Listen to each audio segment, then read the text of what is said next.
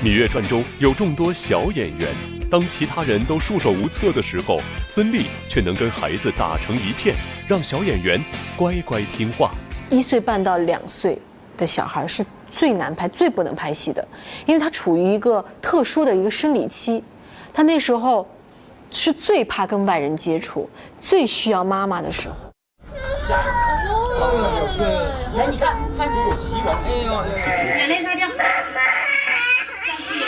妈妈就在站着呢。妈妈带你去玩，好不好？是不是要睡觉？又累又饿，差不多7点多要睡了，7、8点多要睡。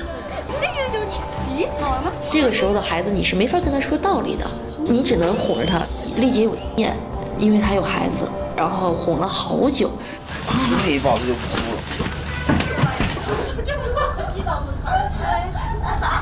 妈妈就是在这儿呢，你看到没有？韩宇，韩宇，韩宇。白天几点当精神最好的时候？3、4点钟拍，然后那个也睡饱了。行，好的，下次看他的时候就是他的时候。好，对不起了啊。我去叫他。他平时打在蛮乖的，所以时间小孩要吃要睡的时候是最北方的。我们刚好吃了一块豆腐就来了。一直在等啊！他吃块豆腐就让你出来赚钱啦！你妈妈也真是的，养妈的节奏，真是养妈的节奏。怎么也吃块肉肉是吧？饼好，送给阿姨，给我有饼干吃。我给妈妈呀，你给阿姨呢？她手上有饼干。再小一点他不懂，那你怎么弄他都可以。再大一点的他有表现欲。来徒弟，来你。来鸟，鸟，叫鸟。哎呦，来你看，看这奇缘。哎呦，别哭了，好了，进门说好。文曲吧。就等啊等，等啊等，他终于不闹的时候，赶紧过去，进入演戏状态，谁都不能喊开机了，自己一个人啊开始演戏，特好玩。妈妈来了，妈妈，等，妈妈快一点过来啊！妈妈就在那里，看到没？来预备，安静。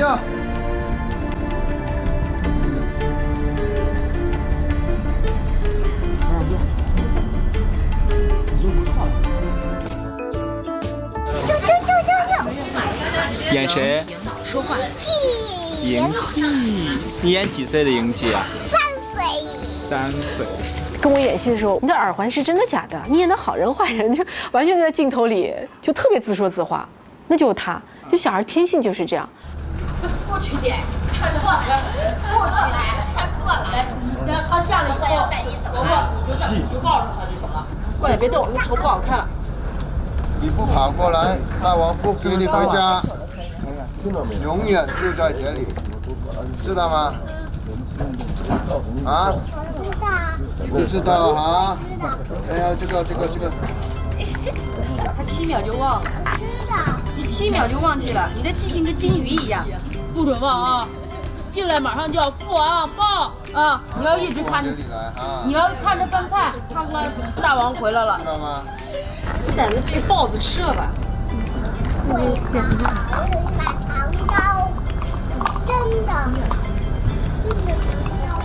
我跟他妈说，我说你生他是不是把他胆给生掉了？完全没胆，这就是什么都不怕。我真的从来没有见过这样的小孩，我觉得他天生属于演戏。没胆子，你没胆，没胆，没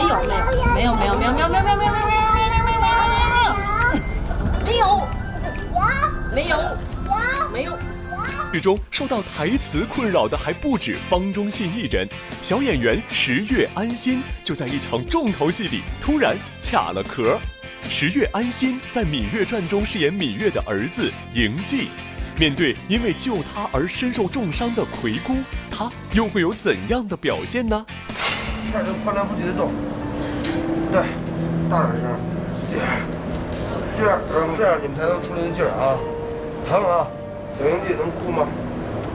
宝宝。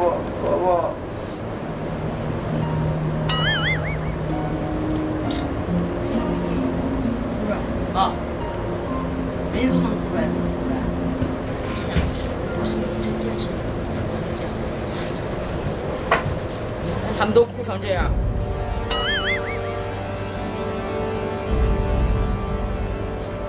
那个时候剧本上面没说我要哭，结果到现场导演说我要哭，然后我哭不出来。作为演员，你可以想象这样子，所有小孩的自己。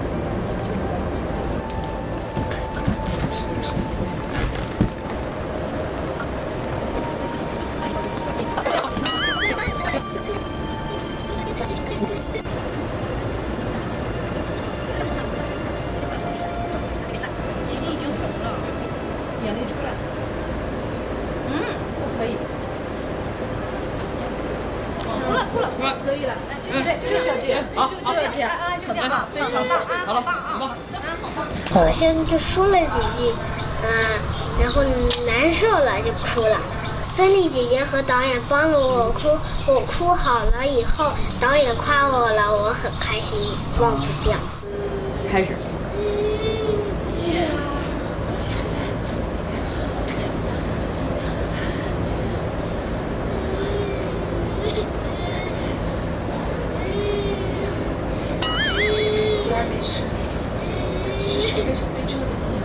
一会儿给你看看回放，你知道你哭得有多好？对，好不好？这个是妈妈跟你说的新的挑战，是不是？你答应妈妈的，对不对？这是我第二次跟孙俪姐姐合作，第一次是拍广告，第二次是拍戏。你喜欢她吗？喜欢。为什么呀？因为她对我很好，说话很温柔。该说的话要说哈，好不好？一会儿说婆婆喜欢，我就把你抱上去，然后你跟婆婆该说的话就说，好不好？再见。鸡啊！鸡儿在，鸡儿在，爬上去，快点！姑疼不疼？来停。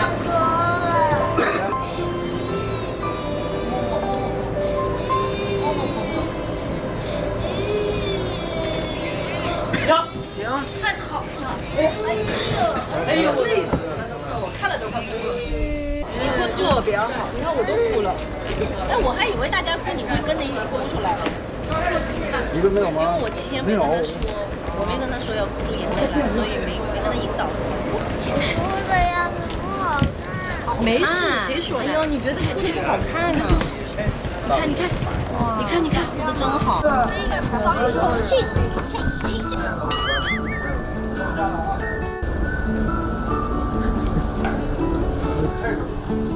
我觉得我拍好多。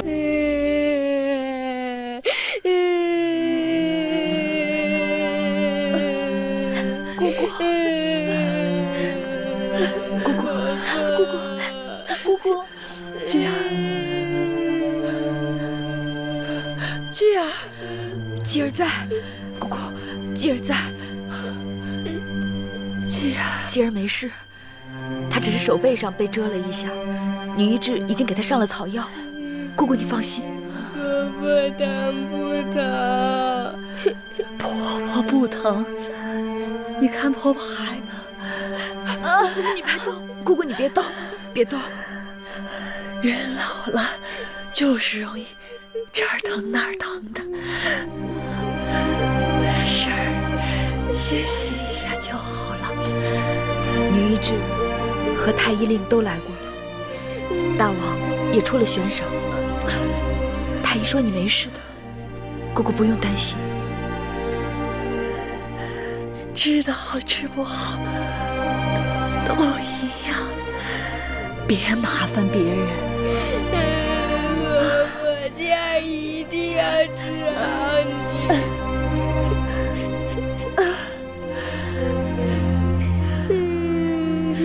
香儿、慧儿，你们在这里好好照顾姑姑。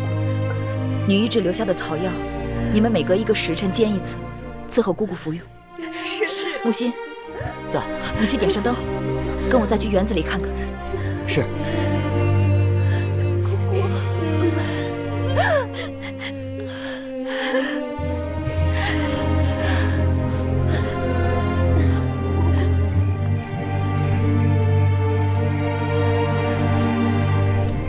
八字，这就是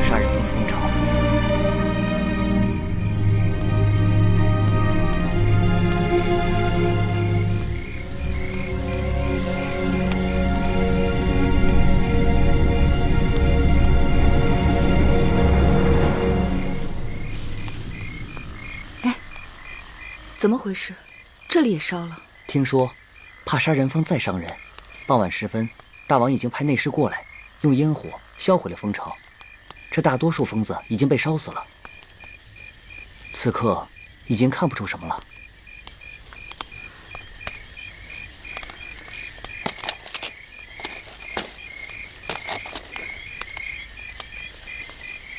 是谁？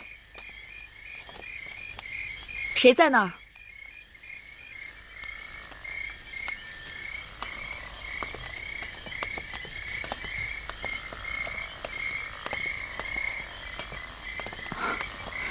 樊长史，八子，这么晚了，樊长史还没有歇息。八子不是也没有歇息吗？今晚这宫里，能睡得着觉的人，只怕不多。可不是吗？幸而上天有眼，公子骥没有被杀人蜂伤得太重。可是公子荡伤势危重，魁姑为了救继儿，也是性命攸关。那杀人蜂平日并不主动招惹人，更不在有人经常出入的地方筑巢。我就是想不明白，他们是怎么突然出现在园子里的。我和妹妹想的一样，所以就想过来看一看。听说那杀人蜂平日里都是在树林里筑巢，在石缝里筑巢，只怕是不多见。是啊，也许是有人故意把他们的家搬到了这里。妹妹，这话是姐姐胡乱说的，妹妹可千万别放在心上啊。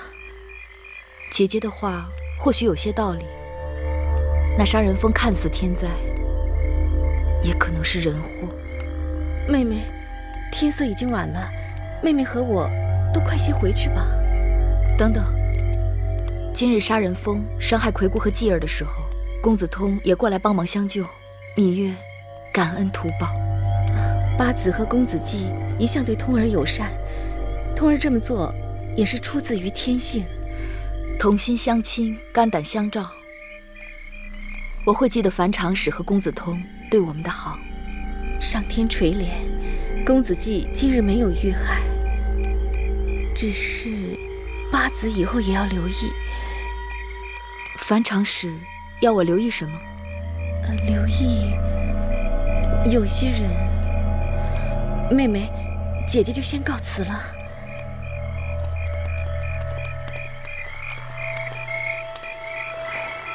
樊长史好像话里有话，他定是知道了一些我们不知道的事情。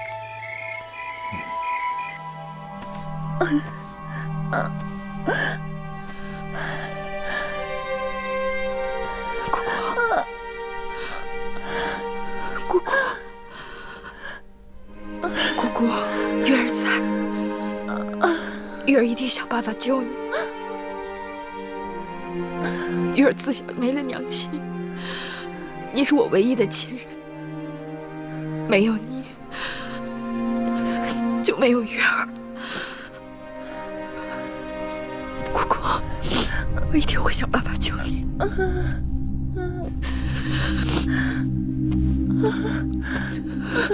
姑姑，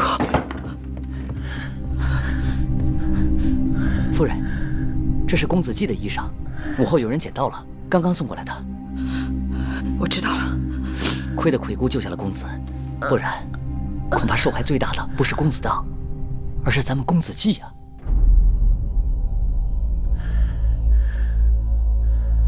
什么意思？夫人，您看看这件衣裳，再闻一闻。我从小在山里长大，知道这疯子最爱追逐3种人：醉酒的人、穿鲜艳衣裳的人和身上有香气的人。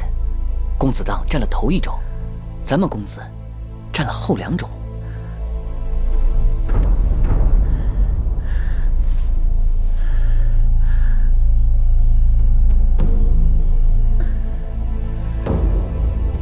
你们闻到了吗？从公子一进屋啊，我就使劲耸鼻子，这甜香真是让人直流口水。哎呀，你快去追继儿吧。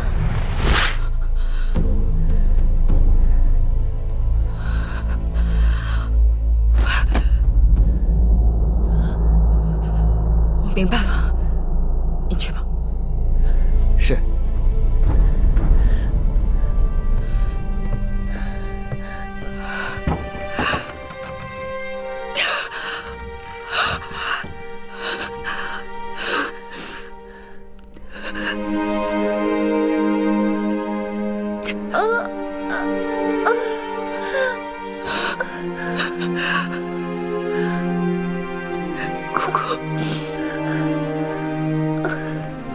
都是月儿不好，当然你就提醒过我，我却没有在意。是月儿错，是月儿害了你。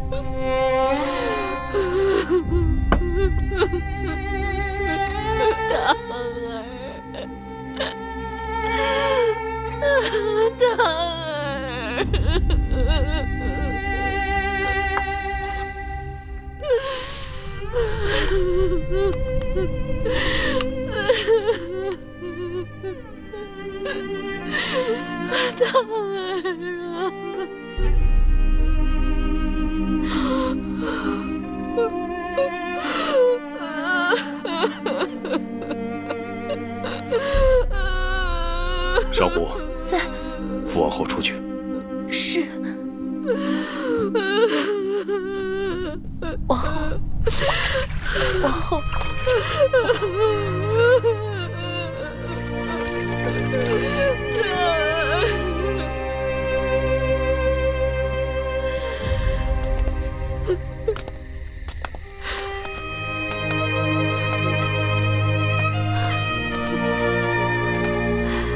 我自作自受，自取其祸，都是我的错，都是我的错。王后，当然是在替我受罪，是我该死啊！王后，王后，是我要害人，是我要害别人的孩儿。生死比生命值得看得清楚，让我痛，让我千刀万剐，让我去死吧，让我去死吧！王后，王后，这药也不知管不管用，魁姑看起来更不好了。大王已经出了万金悬赏，怎么还没有人献上主意啊？都说这世上最毒的是蝎子、蜈蚣、蛇、蜘蛛、蟾蜍，杀人蜂怎么会这么厉害？你们是以前没见过杀人蜂，在我们山里头，听到杀人蜂，谁不躲得远远的呀？我跟你们说起这些毒物，杀人蜂就算不能排在毒蛇的前面，至少也不会排在蜘蛛的后面。在我们楚国有一种烛龙蛛，它有蜘蛛一样的脑袋和蛇一样细长的身子，被它咬一口要病半个月呢。这都不算什么。我们那会儿住到大山里边，有一种蜘蛛网，它可以长到小孩子的拳头大小，织的网都可以捆住一只小鸟。就它这么厉害，和杀人蜂交战也仅仅打个平手。吹牛吧！我与我死去的爹娘发誓，是我亲眼看到的。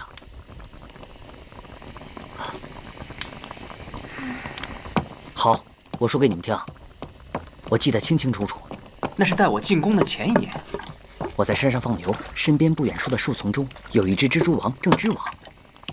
到了正午时辰，一只拇指大的杀人蜂飞了过来，一头就撞进了蜘蛛网的网里。那蜘蛛网定是饿极了，立刻向杀人蜂爬了过去。当他爬到杀人蜂身边，张口刚要咬，却被杀人蜂狠狠刺了一针，那蜘蛛网顿时就蔫了，顺着游丝就掉了下去。可过了没一会儿，那蜘蛛网又爬上来了，他们又打了起来。哎，那后来呢？这第2个回合和第1个回合差不多，杀人蜂被蜘蛛咬了一口，但是杀人蜂把毒刺扎进了蜘蛛的肚子里，那蜘蛛一松口，立刻就倒在草丛里了。这么说，那杀人蜂的确厉害啊。那最后谁赢了？我也不知道，他们在那儿打来打去的，我看得不耐烦就走了。木心，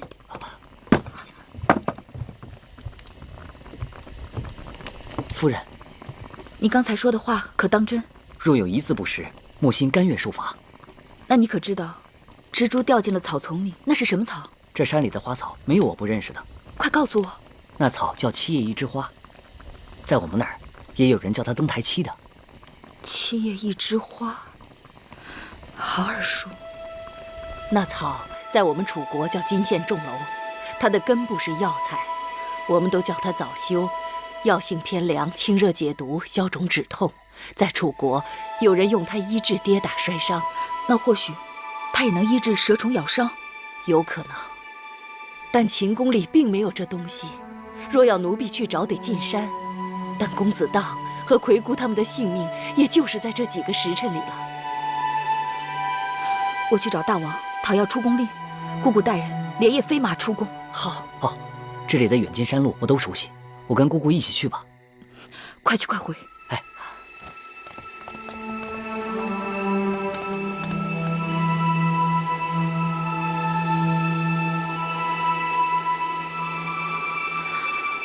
太医令，臣在。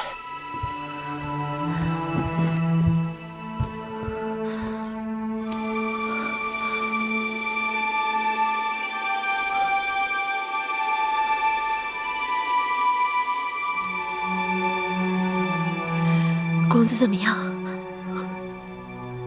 公子只怕不好，请王后还是早些做好准备。胡说！你胡说！我儿子还没当上太子，他将来还要做大王！你给我想办法，快想办法！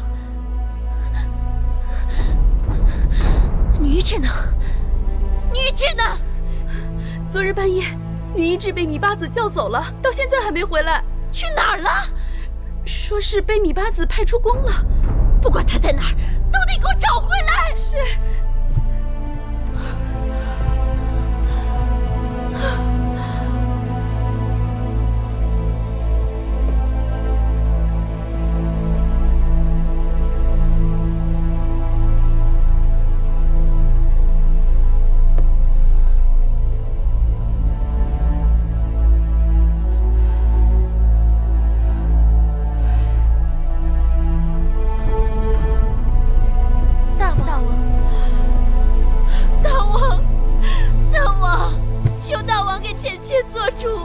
当儿怎么了？太医令说，当儿不行了。当儿若走了，臣妾岂能苟活于世？当儿是寡人的儿子，我嬴氏的血统比别人顽强，绝不会轻易放弃。王后爱子心切，此刻不该乱了分寸。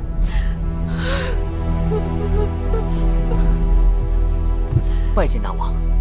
那草药可采到了吗？是，因为公子荡病症危急，需要马上内服外敷。此刻女医治正在捣药，片刻便可以给公子荡服用和疗伤。好，太好了！若能救治好公子荡，寡人重重赏赐你们。谢大王。快请太医。是。这下好了，荡儿或许有救了。是真的吗？昨夜芈月偶然发现了一种草药，对荡儿的病症或许有奇效，所以女医治连夜出城进山采摘，此刻药已采回。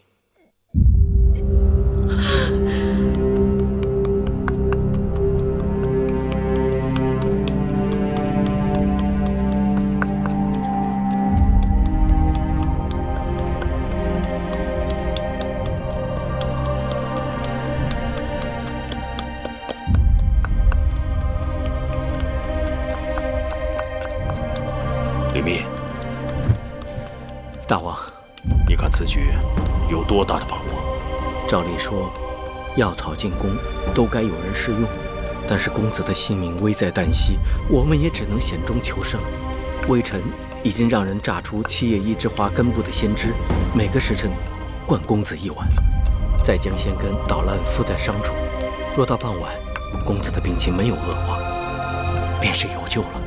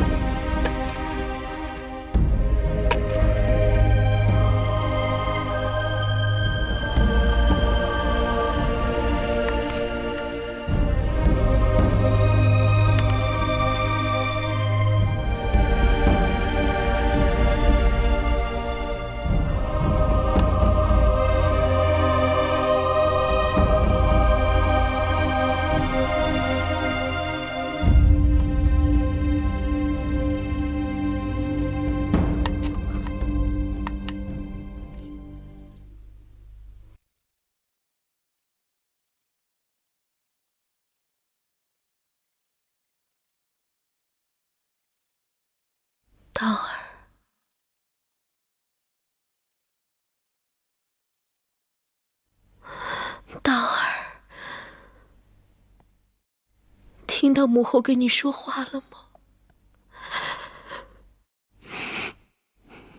只要你活过来，母后什么都答应你。只要你好好的活着，不管你要什么，母后都绝不说一个不字。母后情愿拿自己的性命换你一命。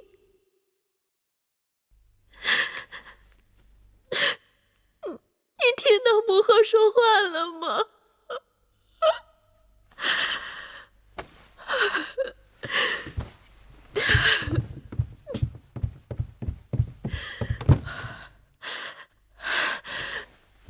上天诸神，大司命、少司命，求求你们，让道儿渡过这个难关。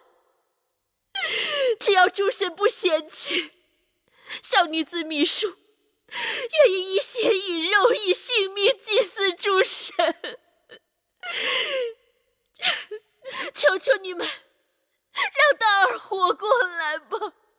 求求你们让道儿活过来吧！求求你们让道儿醒过来吧！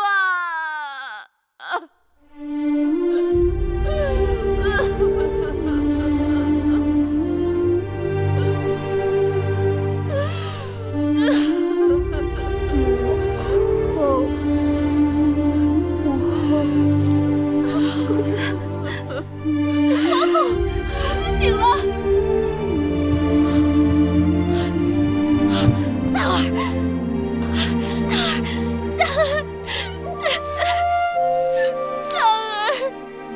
母后在这儿，母后在这儿。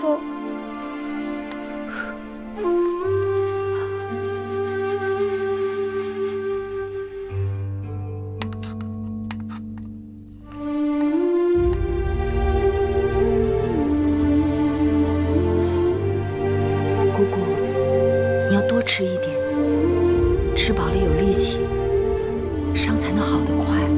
这斤米粥可香了，是八子亲手用精米、肉糜和鸡蛋熬成的。婆婆吃吧，继儿看着婆婆吃。婆婆吃不下。吃肉肉长肉肉，不吃肉肉鸡瘦瘦。婆婆看，继儿身上有很多肉，婆婆自己却是筋瘦瘦。好，婆婆再吃一口。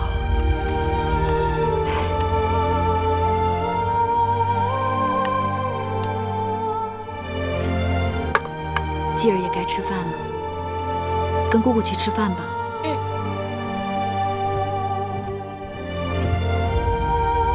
姑姑这一倒下，辛苦月儿了。姑姑一直把月儿当亲生骨肉般对待，如今为了继儿受了伤，却跟我说这么见外的话。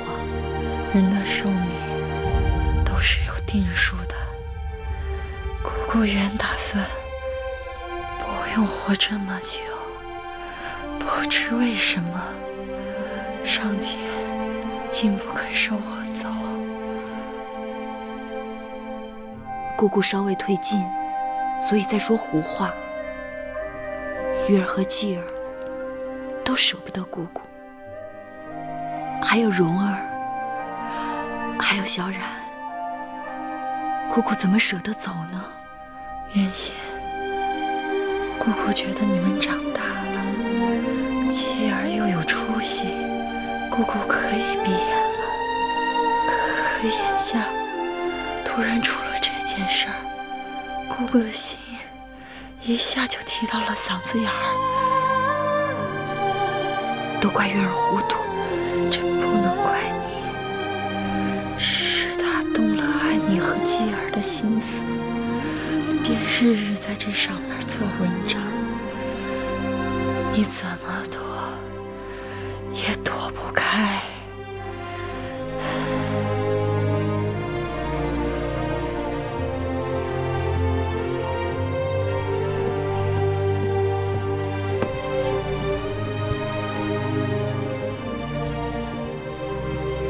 大王，请用茶。那杀人疯之事，查得如何？老奴叫人细细查过了。公子荡遭遇疯子，实属偶然。米酒是公子通拿去的，但是公子荡强从公子通手中抢去，并且不听劝阻，酣畅痛饮，结果酩酊大醉。倒是什么？倒是王后、公子季和八子他们从少司命神祠祈福后路遇杀人疯，这确有可疑之处。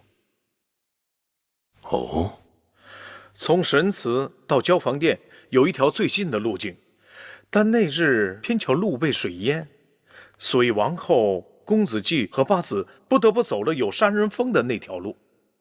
可查出原因了吗？是几个在园子里干活计的内侍，他们把路断了。那条路是新修的，暗渠经常漏水，所以没有头绪。这么说，那些杀人疯，也许真是被我们自己养的疯子引到园子里的。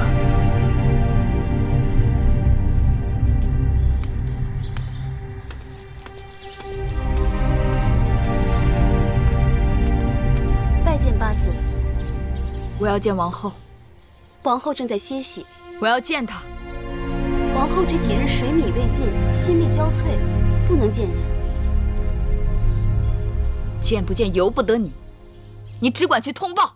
八子，奴婢得罪了。您不能进去，走开！您不能进去，不能进，不能！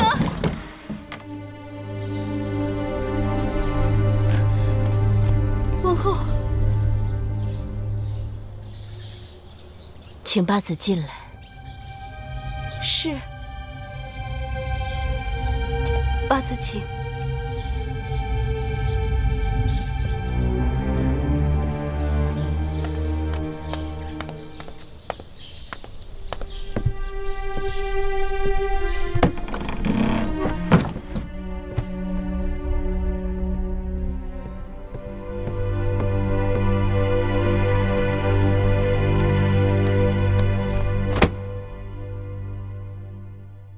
这是王后做的好事。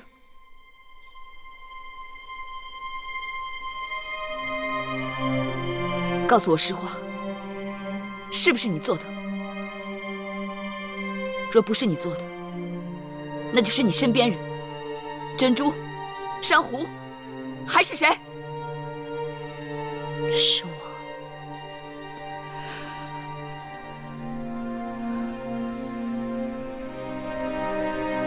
果然是你。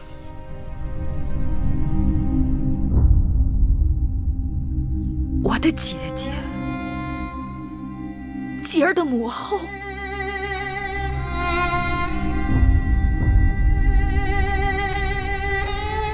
我也曾想过是你做的，但是我不明白，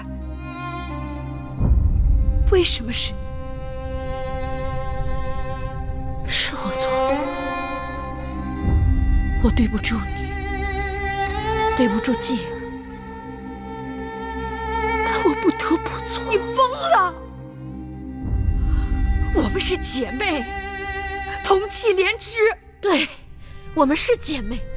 是同气连枝，但你别忘了，我们还同是一夫。我从未与你争过宠，还用争吗？除了你，大王眼中还有谁人？除了你的儿子，大王眼中还有哪个公子？公子当是嫡公子，大王早就明言。要立他为储君，那是何年何月的事了，你不会不知道。眼下前朝为立长立贤，早就飞升一片。那是指公子华，也可能是你的继儿。就算如此，那也不是继儿的错。大儿争不过你的继儿，我只是帮他一把。这秦国只能有一个太子，一个大王。继儿、公子华当中只能有一人胜出。所以就要以命相搏。大清建国数百年，父子相背、兄弟相残的事还少吗？可你我不同，继儿和当儿也应当不同。有何不同？不过是宰割他人，或是任他人宰割。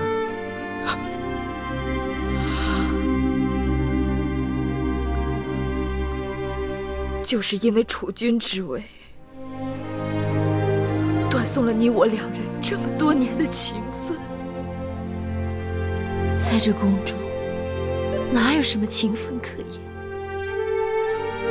自嫁到秦国，我视为王后，哪一日不是在与人明争暗斗？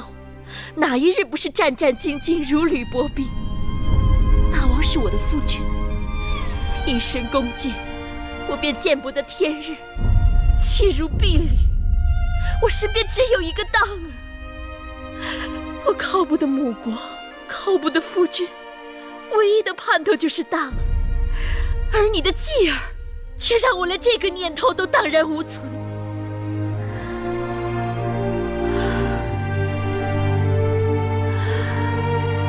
宫中生路太窄，万事我都可容忍，但容不下你的孩儿挡在我的孩儿前头。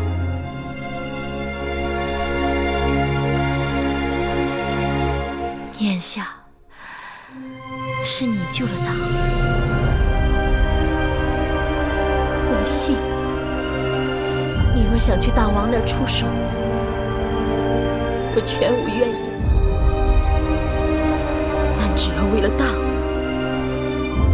我不再续这条心。你我白白姐妹一场，我曾以为我此生都是欠你的。就算我芈月与任何人相争，都从未想过要与你相争。我的继儿对储君之位更是不屑一顾。相争二字本是伤人利器，与外人相争一荣俱荣，与自己人相争一损俱损。后宫艰难，只可相濡以沫，何苦要骨肉相残？八字无需多言，但凡嘴上挂着相濡以沫的，哪一个不是大难当头，自顾自？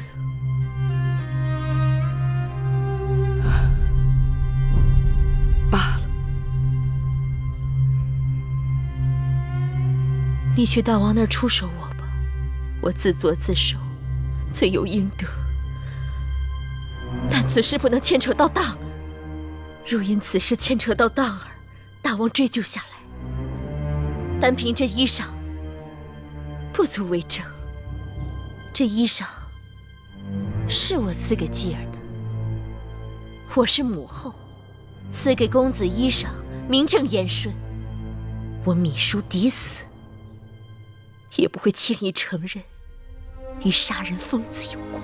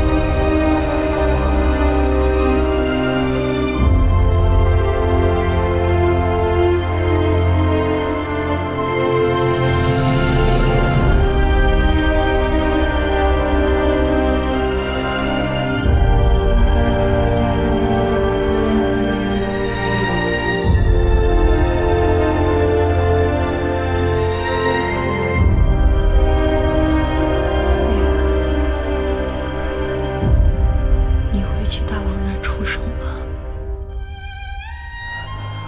我知道月儿硬不起这心肠。我已经没了姐姐，不想再让道儿没了娘亲。你救了公子当，还要救王后。我救不了谁，也不想救谁。我可怜她，不想与她一样。月儿啊，可我担心。姑姑担心什么？你对米叔的恩情，他无以为报。我不需要他回报，我只盼着他能够幡然悔悟。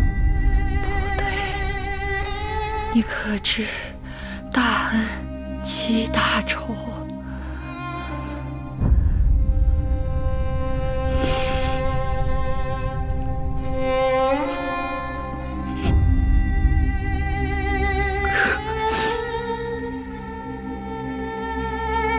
我做不到，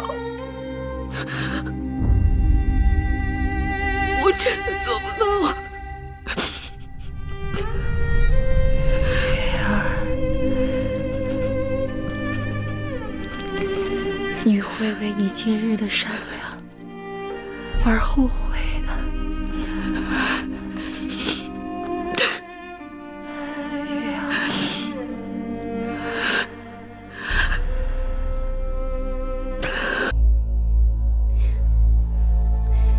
王后，大王若怪罪下来，奴婢全担了就是。奴婢告诉大王，王后对此并不知情。你们都不用担心，过了今夜，若没事，便没事了。王后怎会知道？他若真想动手，不会把这件衣服留在这儿，这是出手我的证据。你们去把这件衣服烧了，一丝灰也不要留。是。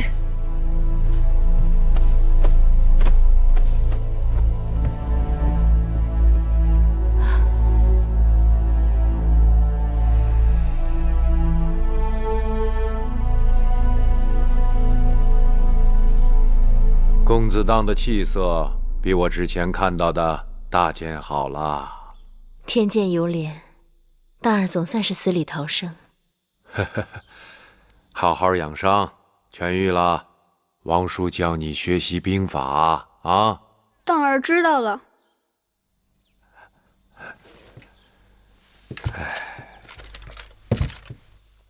往后日夜照料公子当，也要多保重才是。多谢处离子牵挂，老臣告退了。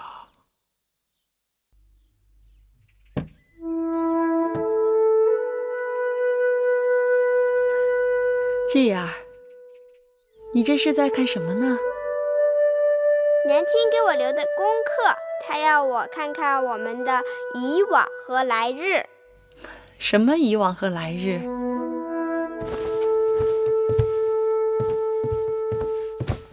婆婆，你看，这儿是秦国，这儿是楚国。你的意思是，秦国和楚国是咱们的以往？对。那来日呢？来日在这儿。这是哪儿？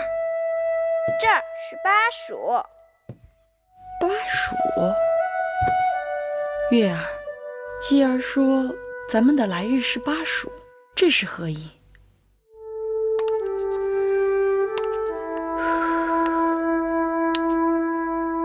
姑姑，喝药。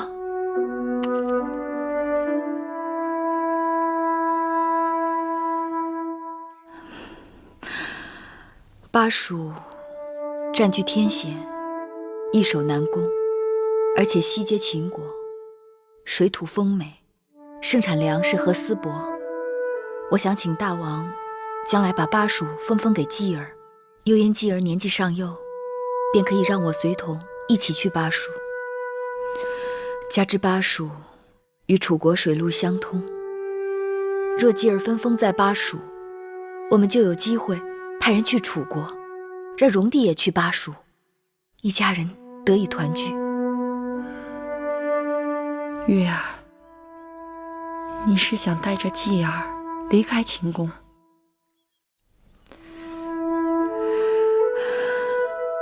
我想了多日，这是我们求得安稳的唯一出路。继儿，你愿意跟着你娘亲出宫吗？我听娘亲的。若有一日让继儿自己选呢？我还是听娘亲的。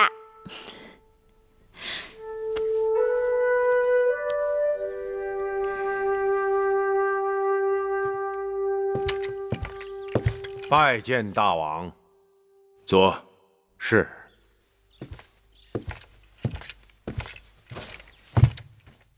不知大王宣臣进殿，有何事商议？你看看，王后上书于寡人，说是诸公子年岁不一，且生母出身地位荣宠不一，皆是寡人之子嗣，恐有以其年长，以其母族，以其荣宠，而后得封地。年少微贱者无人直言，因此想借来年元日大吉，为诸公子分封藩地。这是好事啊！王后此书，乃贤德之举。不管起因是什么，总归是件好事。若是王后能稍补公子当好武厌文之不足，母子相辅相成，大王也可放心了。你是秦国大宗伯，主管宗室事务，这10多位公子的分封之事，就由你来做个谋划吧。臣遵旨。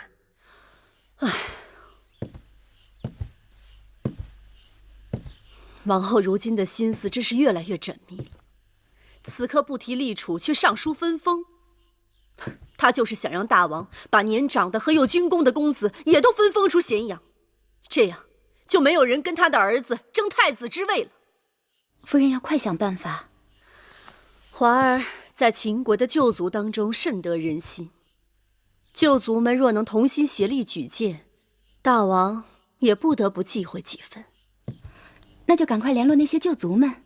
恐怕已经有些晚了。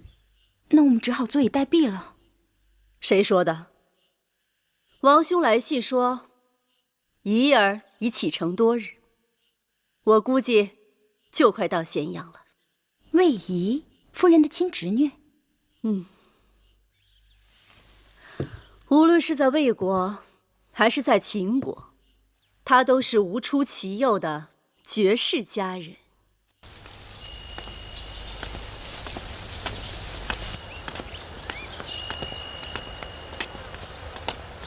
八子，张相，莫不是在此特意等候我？听大王讲，张子要来承明殿，明月特意在此等候张子。还真是特意等候啊！何事相告啊？前几日听大王偶尔讲起，说有一个叫李冰的大夫，经过对蜀地的考察，上了一道奏折，说是想在巴蜀的都江一带去兴修水利。不知道张子以为如何？若真能在都江之上兴修水利堰渠，自然会大力提升粮食的产量。功在当下，利在千秋。只是大秦久战贫瘠，中枢财力不足，就眼下而言，暂时行不通。那朝中还有谁赞成这一主张？司马错将军对巴蜀之事一向兴趣浓厚，说若是治理好了巴蜀，大秦就有了信心争霸天下。他自请镇守巴蜀，还要带上李冰等人。那大王有没有说过，要派宗室之人去管理巴蜀？过上一阵子，等巴蜀的人心稳定了，大王自然会分藩亲属。芈月怎么会对巴蜀之事这么上心呢？啊？继儿眼看就要9岁了，我不得不为继儿做些打算。张仪已经为芈月和公子季做了打算。芈月见张子，也是为了求张子一事。何事？求张子切切不要到朝堂上议论储君之事。若一定要说，那就把继儿剔除在外。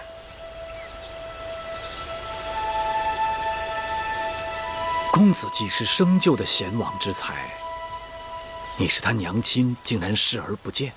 求张子帮芈月这个大忙。若是别的事，1000件我也应你了。但此事事关大秦的千秋霸业，岂是张仪一个人说了就了了？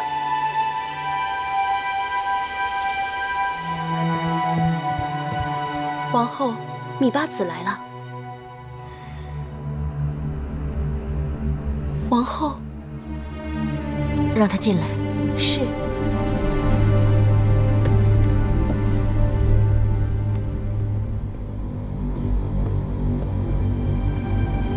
王后，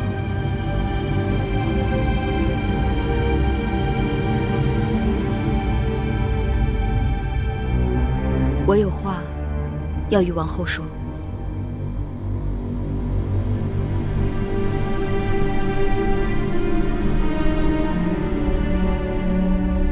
说吧。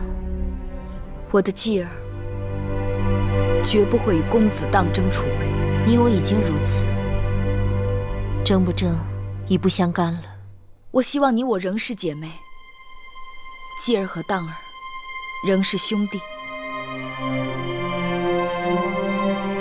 两虎相争，是不是姐妹兄弟又如何？我需要王后的帮助，让继儿分封出咸阳。什么？让继儿去巴蜀，我们母子从此远离秦宫。这不会是你的真心话？芈月此刻没有比这话更真心的了。王后若是相信，就只管向大王进言。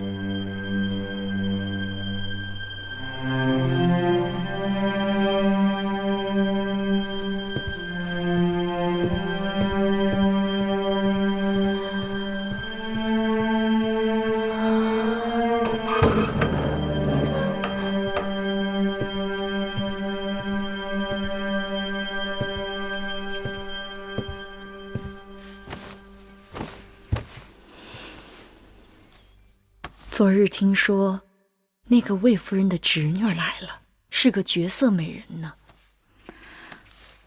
魏夫人的侄女来的真是时候。这2日，宫里流言虽多，但大部分还是跟分封有关。凡是流言，都有起因。人家都在想法子争一把，你怎么提都不提一下？定数全在大王手中。争又有何用？只是大王见了我，从不提分封之事，这让我有点忐忑。你是说，或许大王不肯把继儿分封到巴蜀去？我是想说，或许大王根本就不想让继儿出宫。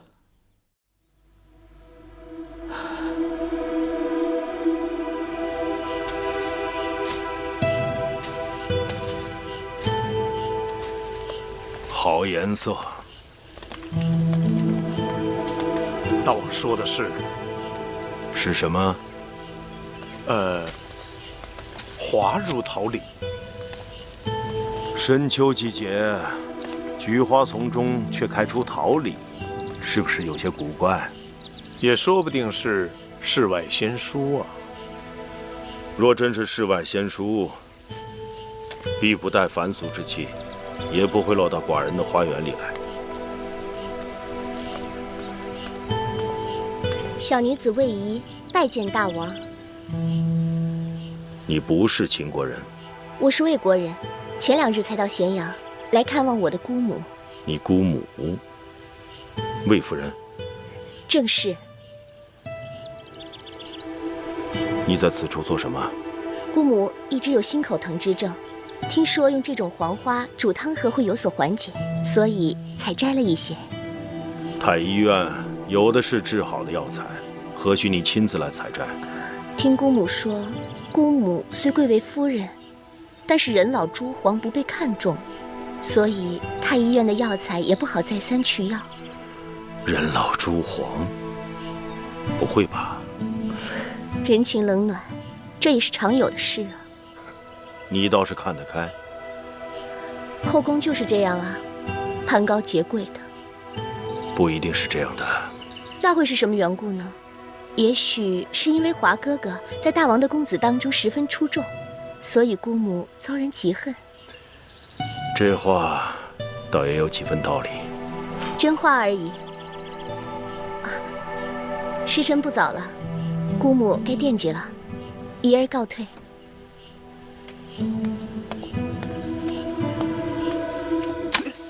上面，再往上点。哎，对对，哎，你别捡了，快，你也打。对对对，就是那。哎，好。小孩，这枣甜吗？问你话呢。啊，甜。那我能尝尝吗？啊。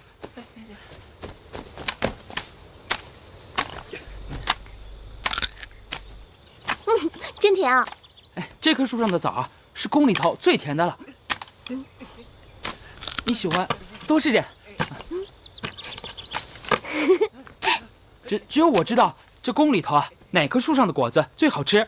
那你告诉我这些树在哪儿，我也去摘。我是魏夫人的侄女，要在宫中住好一阵子呢。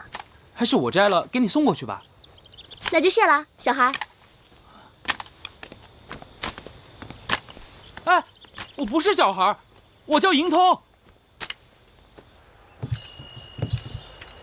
寡人对魏夫人真的刻薄寡恩吗？这小丫头说话口无遮拦，大王不必往心里去。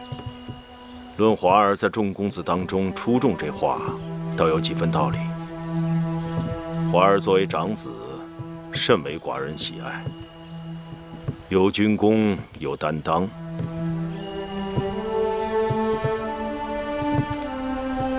你说，他跟寡人提起魏夫人和华儿，是有心还是无意？能与大王如此巧遇，怕是有备而来。这么说，他是特意在那里等着寡人的。他是想为魏夫人和华儿说情。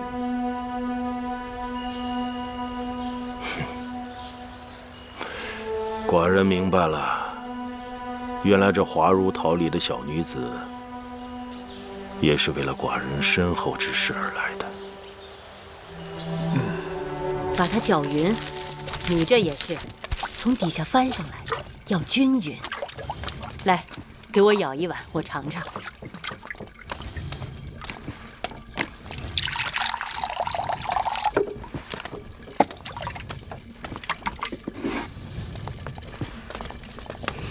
姐姐，大王，你来了。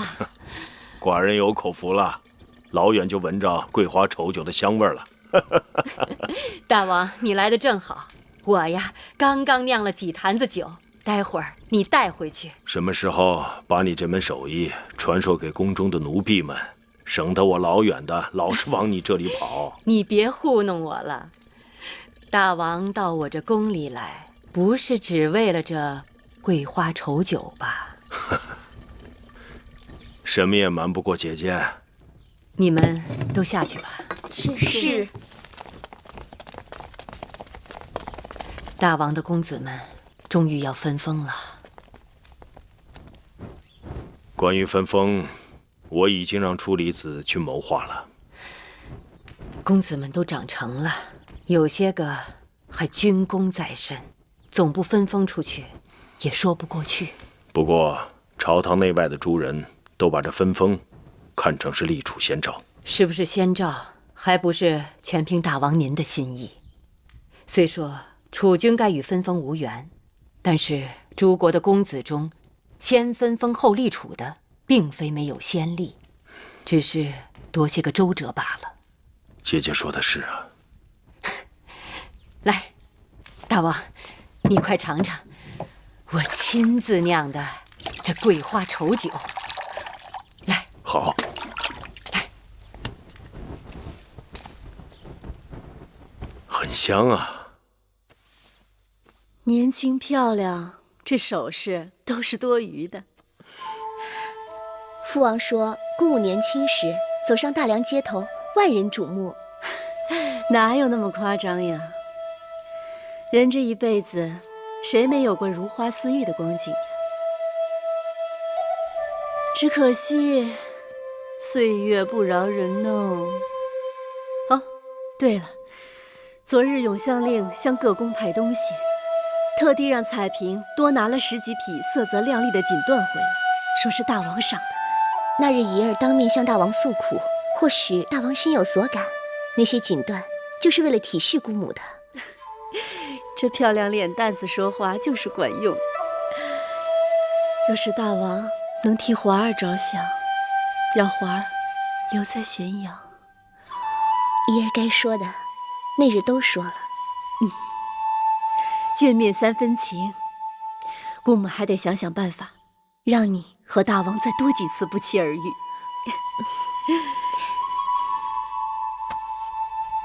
初离子已将分封的安排递到大王那儿好一阵子了，大王那儿却一直没有音信。会不会是西边那个人在大王处作梗？西边哪个人？婢子胡说，王后恕罪。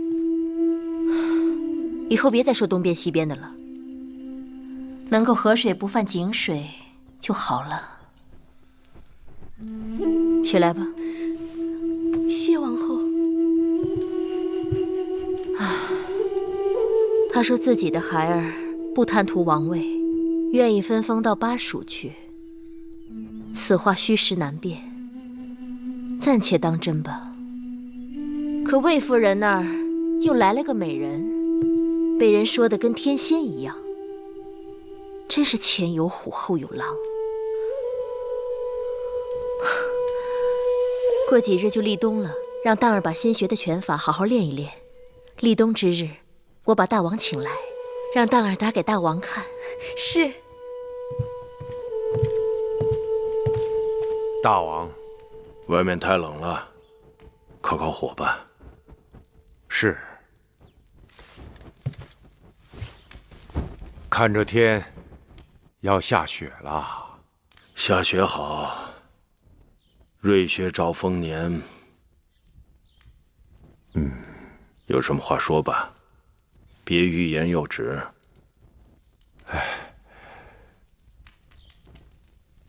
臣弟已将诸公子封地的安排交给大王多日，不知是否妥当，还请大王示下。是啊，此事也该要做了，不然谣言会淹死人。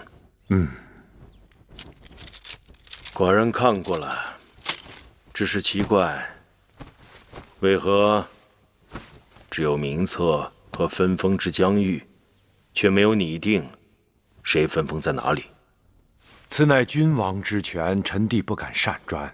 臣只是依诸公子的人数，列出秦国还未分封的地块，请大王自专。寡人知道你的为难之处，就不勉强你了。这众口难调，就连寡人自己一时也难以决断。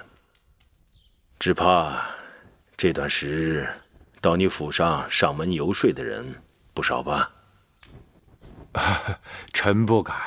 虽然有些争议，但终究是口舌之争，争多争少而已。是太平之争，倒是好事。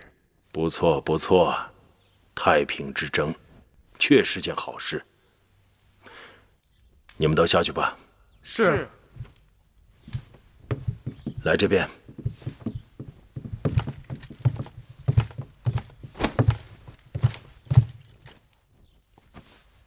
这块地处于赵魏之间，面积广大，是块好地，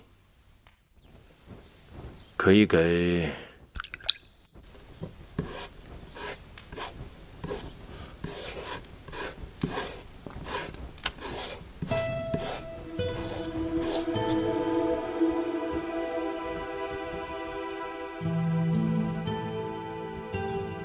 是。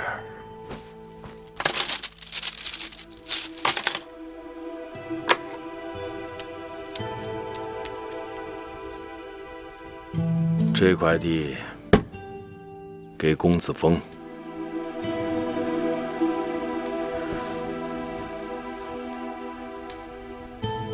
这里给公子运。巴蜀乃新征服之地，虽然地域广大，但却是崇山峻岭，险恶难治。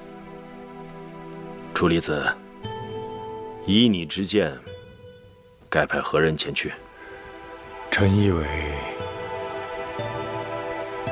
派公子季去为好。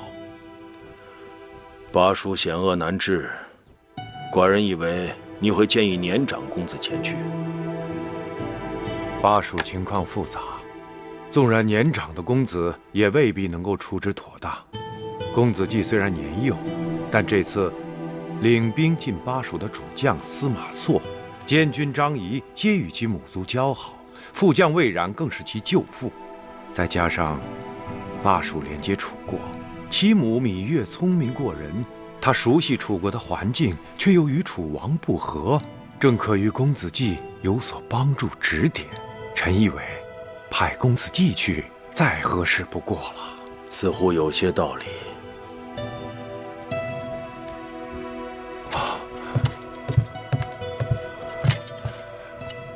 臣弟僭越了。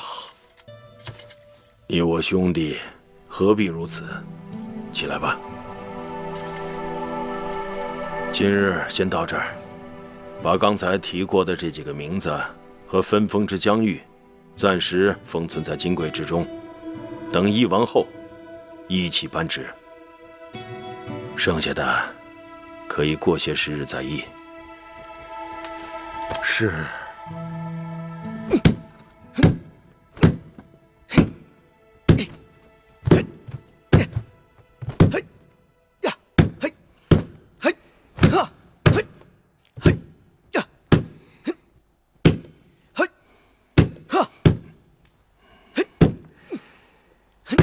当儿的拳脚功夫的确深厚啊！冬练3九，夏练3伏，当儿勤奋，楚离子他们督促有方，总算是有些长进。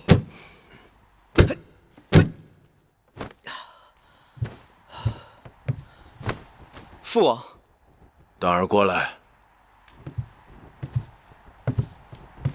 喝杯酒。谢父王。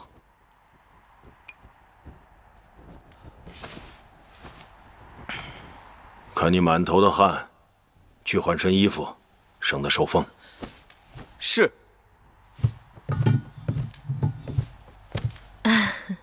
大儿渐渐长大了，也能为大王分忧解愁了。他们长大了，寡人转眼老了。大王春秋盛年，只是不必再那么辛苦，也该让宫里的嫔妃们好好为大王尽尽心意。臣妾听说，前阵子宫里来了个魏国美人。王后的耳目好灵啊！不知那美人是否合大王心意？王后真是用心良苦。大王，王后慢慢喝吧，寡人走了。大王，大王，天色已晚。不晚，寡人看看芈月去。恭送大王。